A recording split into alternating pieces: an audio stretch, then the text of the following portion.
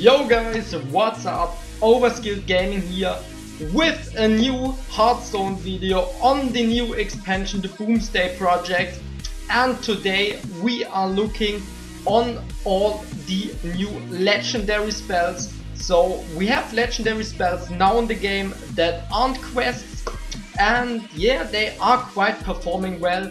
And I want to discuss in this video which of those spells you should craft, which you should implement in your decks, and yeah, let's see what we got and how good they actually are.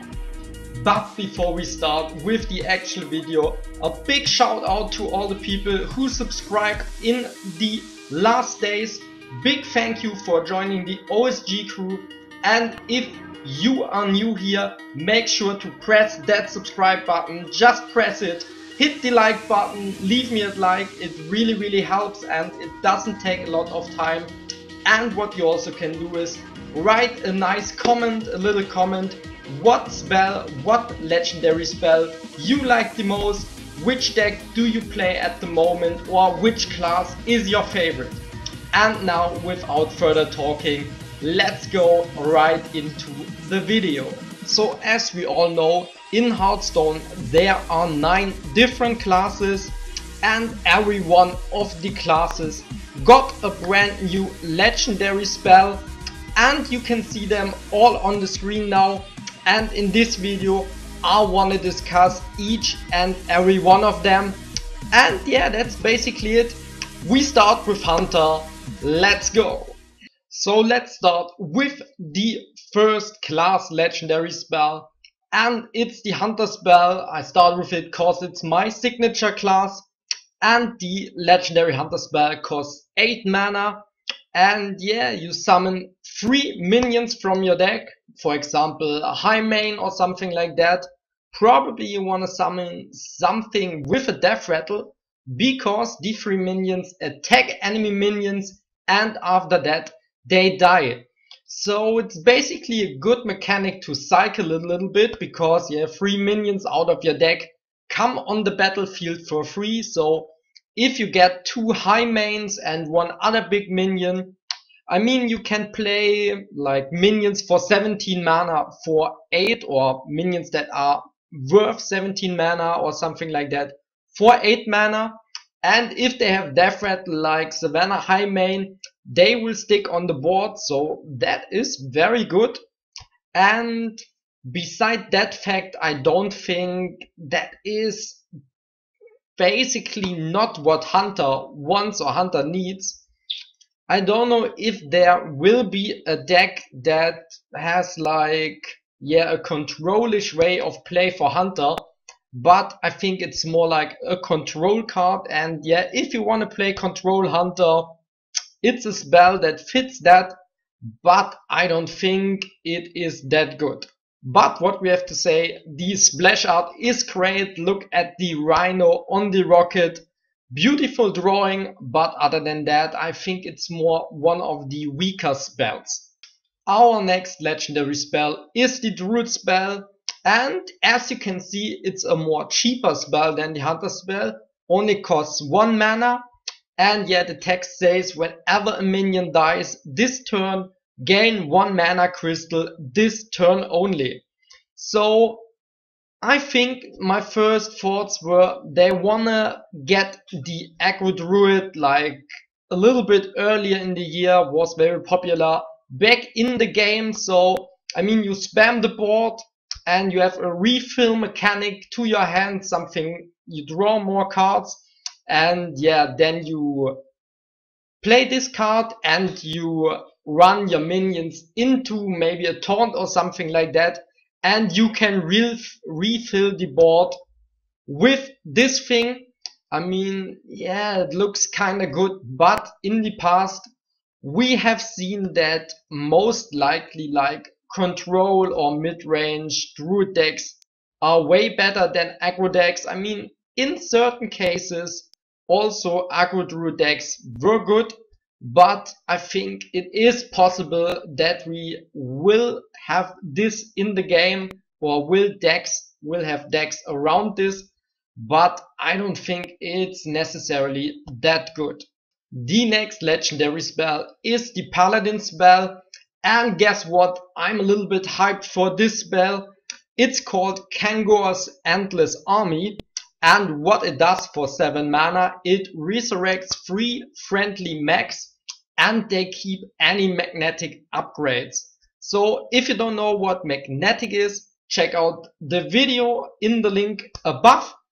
And yeah, basically when you play Paladin, that is one of 3 classes in this expansion that can use the magnetic thing and can use mechs very good in their advantage. You can bring them back to the board. So if you have a strong early game with good mech combinations, or also later in the game, it is a very strong turn when you can play the Endless Army and all those big and good mech creations get back on the board. So I think if you have all the other spells, the control spells like consecrations or all the great weapons with Paladin, that looks very good. It can be a very strong turn when you can play this, and maybe your opponent doesn't have a board. So yeah, also there's a lot of aggro in the early days of the new expansion Boomsday project. So Paladin is pretty good in surviving aggro decks and healing back up. And yeah, when you stabilize against that aggro and you can play this card, I mean, the game swings completely around and you can just overrun them and win. So I think that is one card you could argue, you could graft that if you want to play Paladin, if you love Paladin, and if you have a lot of other cards in the Paladin class. Very interesting is the next spell. It is the Mage spell, and it costs 7 mana, and it changes the cost of our minions in our deck to 1.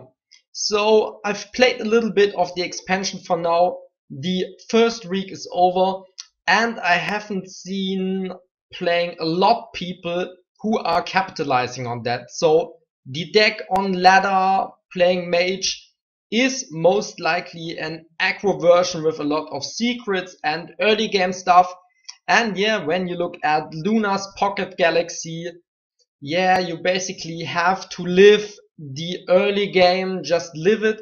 And this card is getting better the longer the game plays. So you basically want to play it on turn 7 and capitalize from that. But the meta is very fast now. There are some OTK decks in the game now. So for example, a priest deck.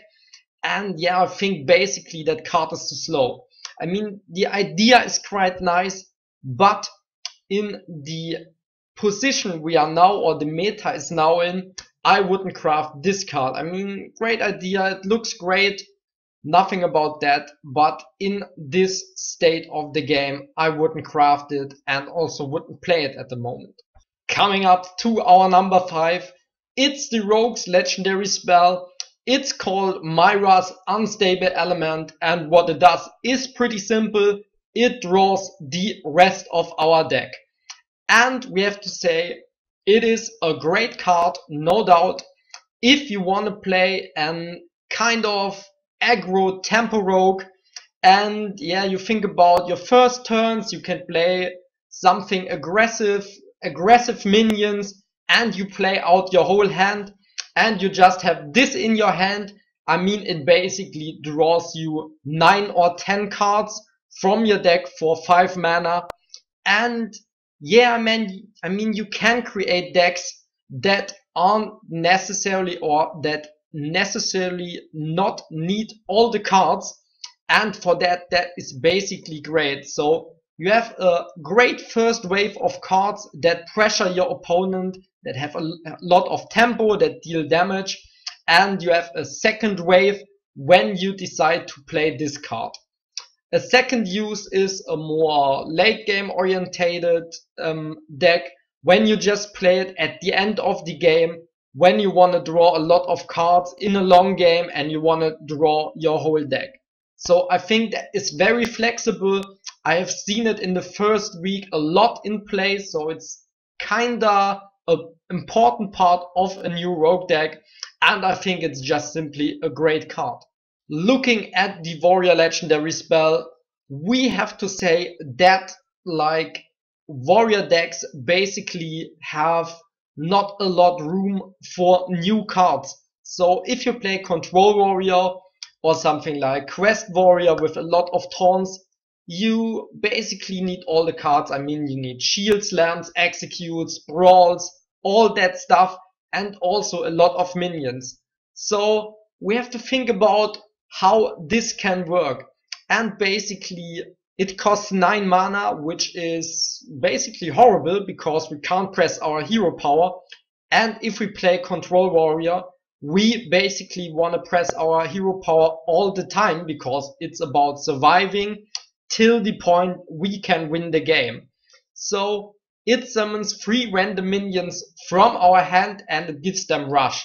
So basically it's like a board clear, but if those minions survive, it can be very good next turn. So that card is a little bit, yeah, I don't know, it has negative effects, but also a positive side. So I'm not that decided on this card if that is actually very helpful in control warrior decks or if it's just trash. So I wouldn't recommend that or what you have to craft, but I think it can be good. So time will show if this will be played a lot. So here we are at the Warlock legendary spells, and Blizzard did it again. They created a great card for Warlock again. Like in every expansion we have great Warlock cards, and that is my first recommendation. If you want to climb the ladder, play a Zeus deck. You can find deck lists on the internet and craft the Solarium. So it basically draws you 3 cards and at the end of the turn you discard them. But if you think about Zoo, you have a lot of small minions, a lot of cheap minions, and if you play the Solarium at turn 5 or 6 to just really refill your hand and refill your board after you attacked already, that can give you the final blow that defeats your opponent. So yeah, you can just basically draw, yeah, you can draw into lethal, for example, and yeah, you can draw a lot of good shit that you can play on the board at the exact same turn. So a great card, and yeah, I would recommend that to all the players who want to climb the ladder, craft this card, play Zoo, and yeah, win a lot of games. The 8th legendary spell is the Shaman spell, and I think it's the most exciting one. So it costs 7 mana, and the text is transform your minions into random legendary minions. So isn't that exciting? I mean, you can fill your board with totems and little minions like you want, and at turn 7 you can play the Stormbringer and get 7 legendary minions. I mean, I don't know if it's competitive or something like that, but it seems to be the spell that brings the most fun into the game. I mean, it's RNG, no doubt. We don't want to have more RNG in Hearthstone, but Blizzard obviously wants us to have a lot more RNG in the game. But it seems to be the most fun in the game, and yeah, if you have a lot of dust and if you have a great deck for ranked, just build a shaman that spams the board and craft this card, and I think you will always in every game have fun when you transform your little totems and all the fireflies and everything into different legendary minions. Last but not least is the Priest legendary spell, and it's called Xerx's Cloning Gallery, and yeah, it costs 9 mana and it summons a 1/1 copy of each minion in our deck. So basically what Blizzard thought about this card was, yeah, you play a Death Rattle Priest or a Death Rattle version of Priest, and yeah, after you develop your early game, you survive mid game, you have a great turn into the late game where you can just summon all the minions that you have in the deck with the death rattles, and yeah, you just have the death rattles that give you a lot of value. Refill your hand, for example, with card draw if you have loot hoarder or something like that, or just give you big effects on the board like Sylvanas or whatever. I mean, when you look at ladder now, priest is not a lot played, and if you see priest decks, it's basically like an OTK version or a different deck with the hero. So yeah, I don't know. I mean, it sounds very interesting, but it's not that good in my opinion, even though the splash art looks amazing with all the experimental stuff. Yeah, but at the end, not that great and not as good as other legendary spells. To sum it up at the end, here is my top 3. So I think the legendary spell from Warlock is the best because the Zoo deck is very strong and the legendary spell fits perfect in this deck. The second one is the Rogue legendary spell, also fits very good into a Tempo Rogue deck, which is very strong at ladder in the ladder at the moment. And the third one, as I wrote it down, it's for fun. It's the Charm legendary card that gives you a lot of legendary cards, and I mean, we all love playing legendary cards. So those are my 3 picks. Craft them, build decks around them, and have fun while playing Hearthstone. So that's it for this video. Thank you guys all for watching. Thanks to all the people who joined the OSG crew. Thank you for subscribing. And that's it for this video. I'm out. See ya!